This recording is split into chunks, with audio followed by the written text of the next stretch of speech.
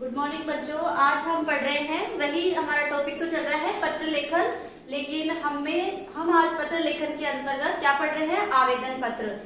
पिछले वीडियो में हमने क्या पढ़ा था? सामान्य प्रार्थना पत्र, जैसे हम अपने विद्यालय के प्रधानाध्यापक या प्रधानाचार्य को लिखते हैं तब तो हम एक सेवा में श्रीमान प्रधानाध्यापक महोदय इस तरीके से लिखते हैं। आज हमारा प्रारूप है तो वही कार्यालय पत्र या बोले औपचारिक पत्र, लेकिन इसका जो प्रारूप है थोड़ा सा अलग है, इसको हम आवेदन पत्र बोलते हैं।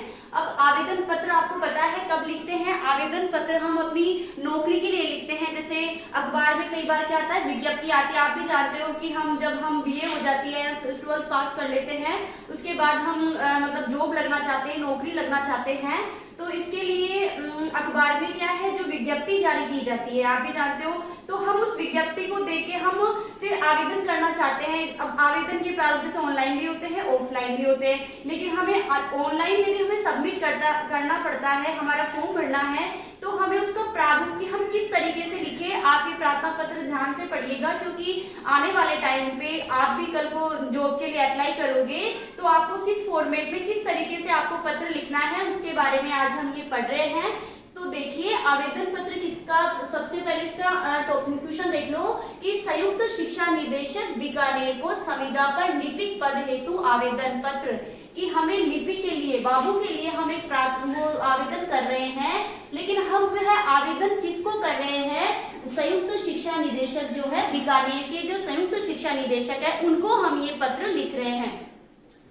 तो देखिए सब, अब इसको शुरुआत तो वैसे ही करते हैं। अब हम स्कूल के प्रधानाचार्य को लिखते हैं तो सेवा में श्रीमान प्रधानाध्यापक महोदय लिखते हैं, लेकिन हम यहाँ पर किसको लिख रहे हैं? संयुक्त शिक्षा निदेशक को लिख रहे हैं। तो कैसे लिखेंगे? देखिए, सेवा में श्रीमान संयुक्त शिक्षा निदेशक या संयुक्त निदेशक महोदय, राजस्थान शिक्षा निदेशालय बीकानेर। अब देखिए यहाँ पर एड्रेस बीकानेर क्यों आया? मैंने लिखा है कि संयुक्त शिक्षा निदेशक बीकानेर को, तब तो हम यहाँ पर बीकानेर लिखेंगे। अब आप यदि जयपुर से हो और किसी डिस्ट्रिक्ट से हो तो देखिए, यदि यहाँ पे लिखा होता संयुक्त शिक्षा निदेशक जयपुर या कुछ भी, उनको संविदा पर लिपिक पद हेतु पत्र लिखिए, तब हम यहाँ पर जयपुर कर देते।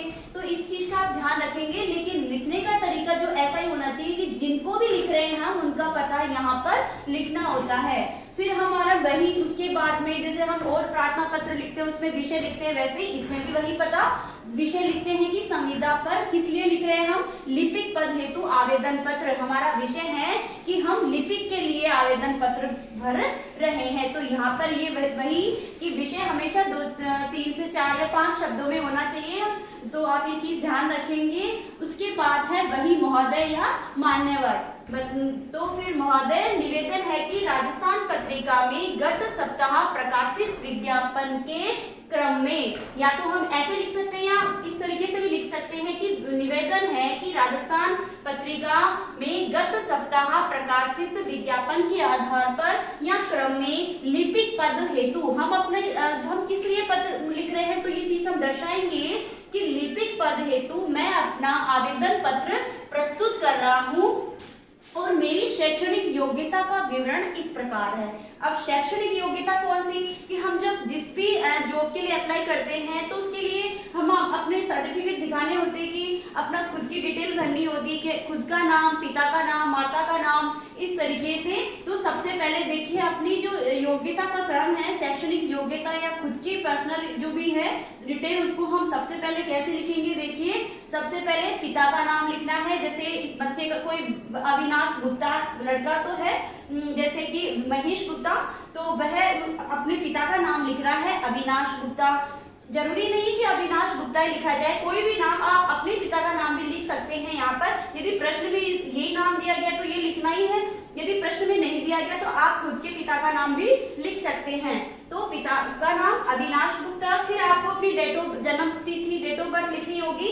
जन्म तिथि आपकी जो भी है वो आप अपनी भी जन्म तिथि लिख सकते हैं, बाकी जो ये मैंने लिखी है कुछ भी आप जन्म तिथि मन से भी लिख सकते हैं। सेकेंडरी परीक्षा की हमने 10वीं क्लास कौन सी श्रेणी से पास करी, तो जैसे मान लो 10वीं क्लास हमने द्वितीय श्रेणी या प्रथम श्रेणी, तृतीय श्रेणी जो भी है आपकी, वो है आप लिखेंगे कि कितने % से और कौन सी बोर्ड से। माध्यमिक शिक्षा बोर्ड अजमेर से हमने 10वीं पास की।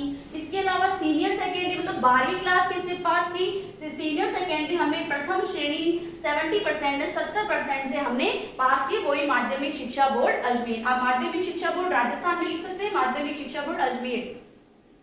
फिर है कि बीए, कि हमने बीए, अब आप बीए भी कर सकते हो, यहाँ पे बीएससी भी लिख सकते हैं, कला वाणिज्य या विज्ञान संकाय कुछ भी, तो वह हमने प्रथम श्रेणी से वही 65% से बीकानेर विश्वविद्यालय से हमने बीए की परीक्षा।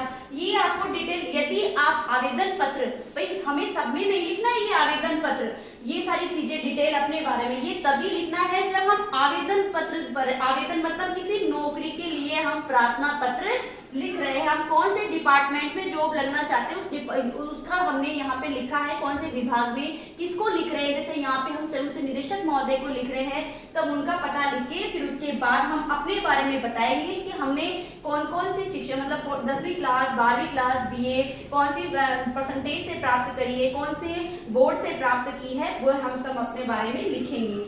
उसके बाद ये जब अपनी डिटेल भर दे उसके बाद भी हमें क्या लिखना है, देखिए कि वह अपने बारे में थोड़ा सा देगा कि मैं स्वस्थ एवं कर्मठ युवक हूँ, मतलब मैं स्वस्थ भी हूँ और सभी काम कर सकता हूँ, मुझे कंप्यूटर का सामान्य ज्ञान है। जाहिर सी बात है कि हम लिपि के लिए आवेदन करते हैं, आजकल तो कोई भी जॉब हो गई उसमें कंप्यूटर का नॉलेज होना ही चाहिए।